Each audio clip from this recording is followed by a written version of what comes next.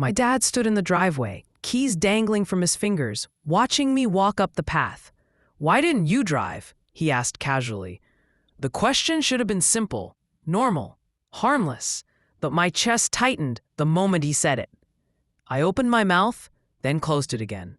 My husband, Aaron, was unloading bags from the trunk behind me, chatting like everything was fine, like my silence didn't matter.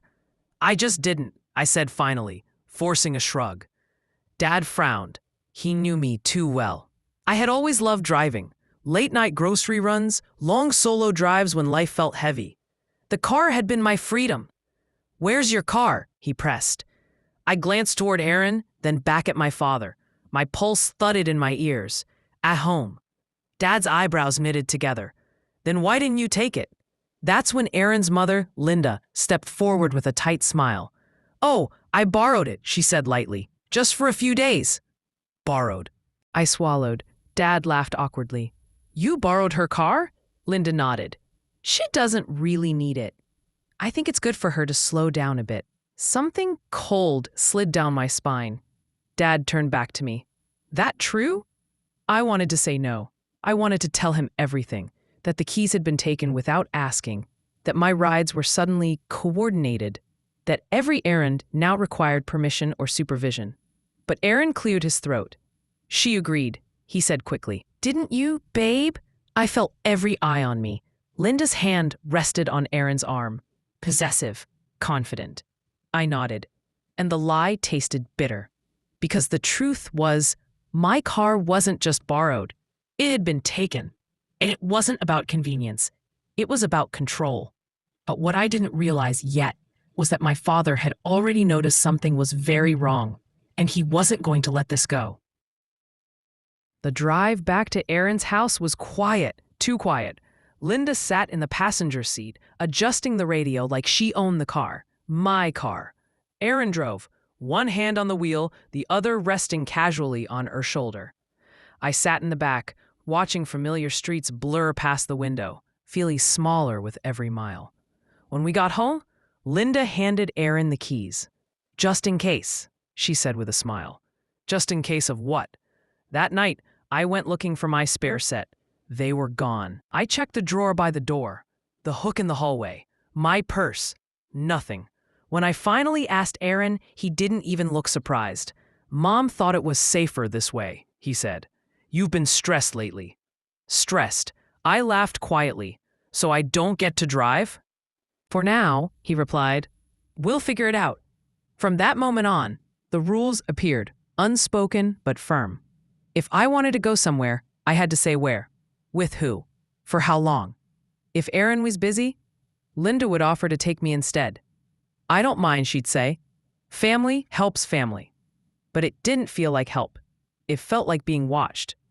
I stopped meeting friends because it was easier than explaining why I needed permission. I stopped going to the gym because rides were inconvenient. My world slowly shrank to the walls of that house. Then my dad called. "Come by tomorrow," he said. "Just you." My heart raced. "I don't know if I can." "Why not?" he asked sharply. I looked toward the kitchen, where Linda stood listening far too closely. "I'll try," I said. That night, I overheard Linda whispering to Aaron in the living room. "She's getting ideas again," she said. "You need to keep her close." I pressed my hand over my mouth. Because suddenly, I understood something terrifying. The car wasn't the beginning. It was the warning. And whatever they were planning next was going to be much harder to escape. I woke up the next morning with a decision already made. If I didn't see my dad today, I might not get another chance. Aaron had left early for work.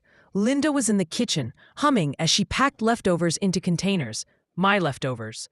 When I mentioned my dad's invitation, her smile tightened. "Oh," she said. "Did you ask Aaron?" "I'm telling him," I replied. She tilted her head. "He might have plans for you." "Plans for me."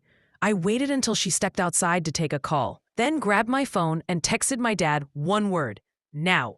5 minutes later, a familiar truck pulled into the driveway. Dad didn't honk. He got out. Linda froze at the window. Dad knocked once and stepped inside without waiting for permission. His eyes went straight to me. "Why don't you have your keys?" he asked. I opened my mouth, and everything spilled out.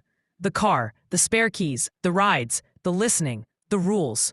Dad's face changed with every word. By the time I finished, his jaw was set hard. He turned to Linda. "You took her car?" Linda smiled thinly. "She needs structure. She needs freedom," Dad snapped. "This is a family matter," Linda replied. Dad stepped closer. "She's my family." The room felt like it might explode. Linda crossed her arms. "Aaron agrees with me." Dad looked back at me. "Do you agree?"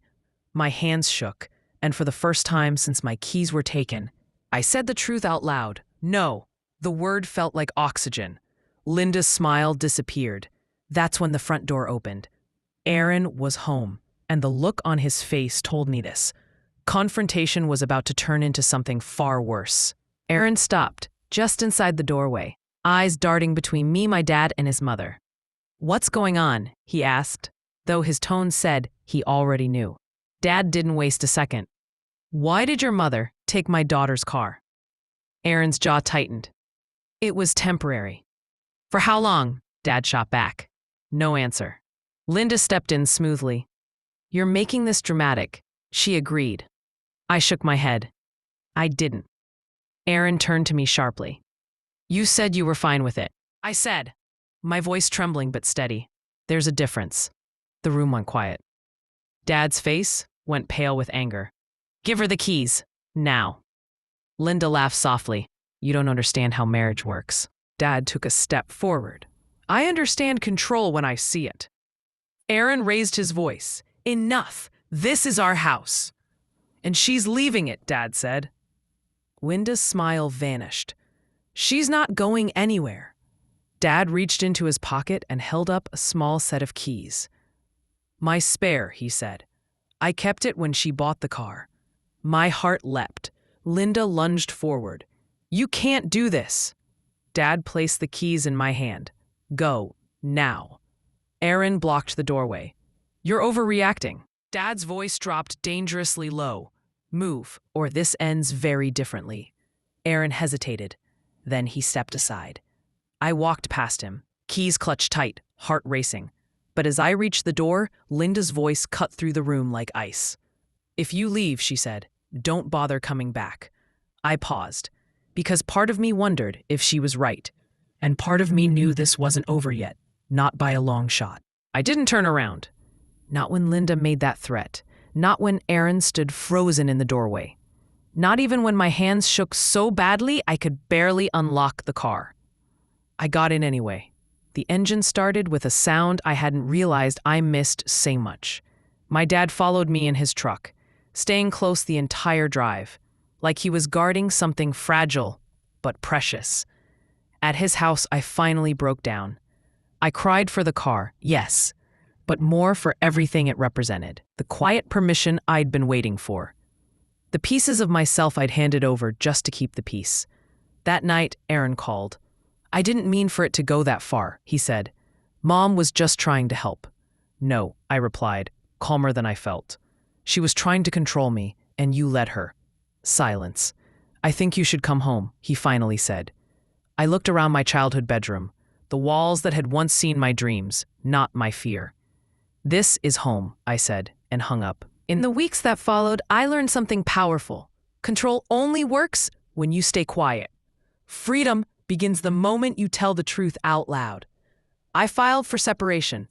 I got my own place. I drove everywhere. Sometimes nowhere at all, just because I could. And every time I turned the key in the ignition, I remembered my dad's question. "Why didn't you drive?" Now I always do. Because no one gets to take your freedom and call it love.